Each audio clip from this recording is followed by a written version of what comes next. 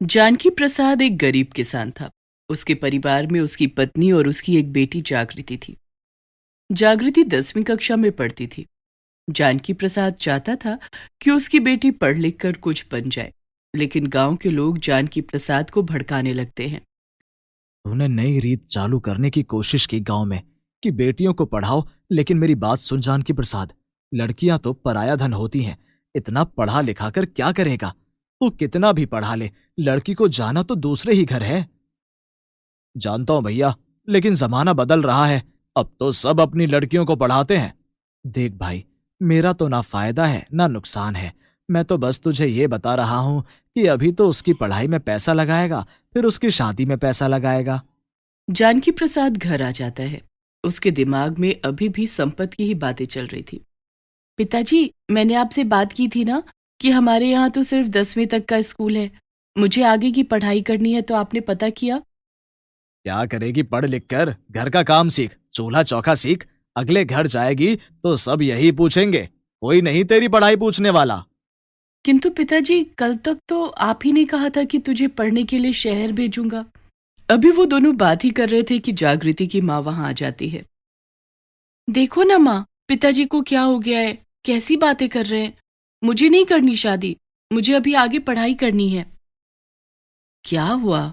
कल तक तो आप इसकी पढ़ाई के लिए कह रहे थे, और आज अचानक इसके ब्याह की बात। सुनो जी, एक बारी फिर सोच लो। कम से कम यही सोच लो कि क्यों बेटी को पढ़ाने के लिए स्कूल भेजा था।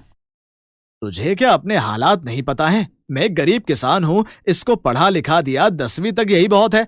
कम से कम कोई इसे अनपढ़ तो नहीं कहेगा। मैंने अपने दोस्त से बोल दिया है, इसके लिए रिश्ता देखे। लड़की तो वैसे भी पराया धन होती है, इतना पढ़ लिख कर क्या करेगी? जागृति और उसकी माँ दोनों बहुत देर तक जानकी प्रसाद को जागृति की पढ़ाई के लिए समझाते हैं, किंतु कोई असर नहीं होता। वहीं जागृति 12वीं क्लास में अपने पूरे जिले में अव्वल आती है। उधर जानकी प्रसाद जोर शोर से अपनी बेटी के लिए लड़का देखने लगता है। माँ, तुम ही बाबा को समझाओ। देखो तो मेरी टीचर कितनी बारी मुझे बोल चुके हैं कि आगे की पढ़ाई करो। क्या मुझे नहीं पता कि मेरे पिताजी गरीब किसान हैं? मैंने आज तक कभी उनसे कुछ नहीं मांगा। मुझे तो कुछ समझ नहीं आ रहा। खुद ही तो कहते थे कि लड़की को पढ़ाऊंगा लिखाऊंगा, नौकरी करेगी, बड़ी आदमी बनेगी, फिर अचानक से ही बदल गए। जागृति मन ही मन सोचती है, हे भगवान, अगर मेरी ये पढ़ाई आगे शुरू नहीं हुई तो क्या सचमुच में मेरी शादी हो जाएगी?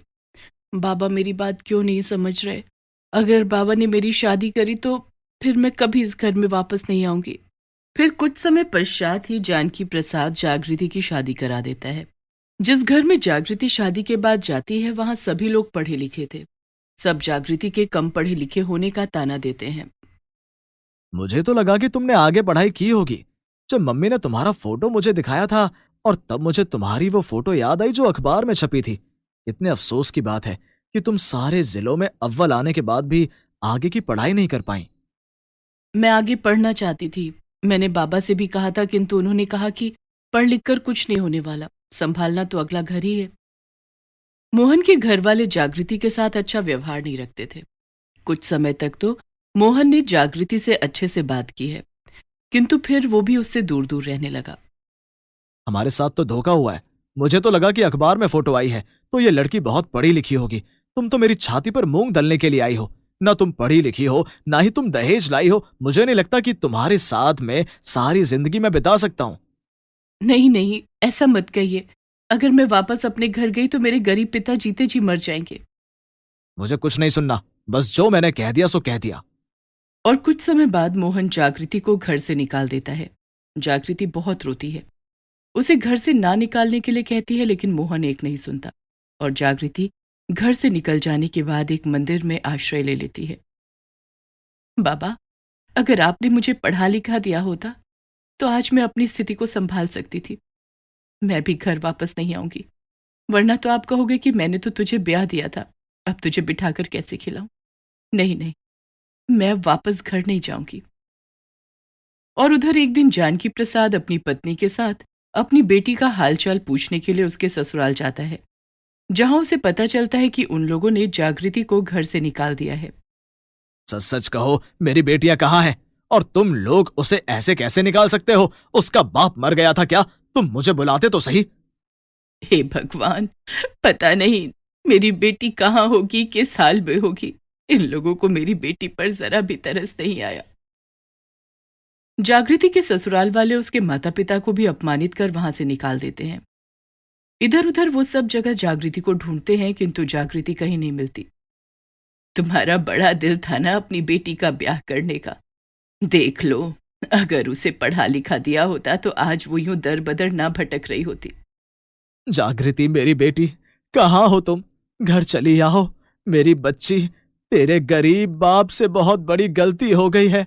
मैं लोगों की बातों में आ गया और अपने हाथों से ही मैंने अपनी बेटी के जीवन को नर्क बना दिया। काफी खोजबीन की जाती है लेकिन जागृति कहीं नहीं मिलती। फिर एक दिन संपत अपने परिवार के साथ मंदिर में माता रानी के सामने माथा टेकने जाता है और जब वो बाहर प्रसाद बांटने लगता है तो देखता है कि जागृति वहीं लाइन में खड़ी हुई प्रसाद का इंतजार कर रही है। संपत उसके पास जाकर बोलता है, अरे जागृति बेटा, तुम यहाँ हो और तुम्हारे माता पिता तुम्हें न जाने कहाँ कहाँ ढूंढ रहे हैं। ढूंढने तो चाचा जी, मैं अब घर वापस नहीं जाऊंगी। मैं सबके लिए बोझ हूं। पहले पिताजी ने मुझे समझा और मेरी शादी कर दी। मेरे ससुराल वालों ने मुझे बोझ समझा तो मुझे घर से निकाल दिया। अब मैं वापस जाकर अपने माता पिता पर बोझ नहीं बनूंगी। जागृति की ऐसी दशा देखकर संपत को अपने कहे हुए शब्द याद आने लगते हैं। मुझे माफ कर दो जागृति, तुम्हारा बाप तुम्हें पढ़ाना चाहता था। वो मैं ही था जिसने उसे बरगलाया। वो सही कहता था, बेटियों को पढ़ाना चाहिए। आज तेरी ये हालत देखकर मुझे अपने ऊपर बहुत गुस्सा आ रहा है। मैं यहाँ देवी दर्शन के लिए आया था और एक कन्या के साथ मैंने इतना बुरा किया। चल बेटा चल, अपने घर चल। इधर उधर दर बदर भटकने की जरूरत नहीं है। मैं तेरे बाप को समझाऊंगा। संपत के काफी समझाने पर जागृति उसके साथ चलने के लिए तैयार हो जाती है और घर आने पर, सारी गलती मेरी है। मैं ही कानों का कच्चा निकला। मैं गरीब किसान हूँ, ये बात मैं हमेशा से जानता था। लेकिन मेरी बेटी काबिल है, मैं ये भी जानता था। फिर भी मैंने उसे आगे नहीं बढ़ने दिया। बेटी, तुझे हमारी याद नहीं आई? भला कोई इतनी बड़ी सजा भी देता है? वो तो हम तेरे ससुराल गए तो हमें पता चला। कहाँ कहाँ नहीं ढूंढा फिर तुम्हें। माँ, मैंने बहुत सोचा लेकिन फिर मुझे लगा कि जब मैं पढ़ना चाहती थी तो बाबूजी ने मुझे पढ़ने नहीं दिया। बोझ समझकर किसी और के गले में डाल दिया। अब वापस आकर कैसे रह सकती थी। मुझे माफ कर दो बेटी, मैं कह रहा हूं मेरी गलती है। मैंने अपनी बेटी की भावनाओं को नहीं समझा। लेकिन अभी भी देर नहीं हुई है। तेरा ये गरीब किसान बाप तुझसे वादा करता है कि मैं दिन रात एक कर दूंगा, लेकिन तुझे उच्च शिक्षा दिलवाऊंगा। जागृति बेटा, वो इंसान मैं ही था जिसने तब तेरे बाबा से कहा था कि लड़की को पढ़ा लिखाकर क्या करोगे।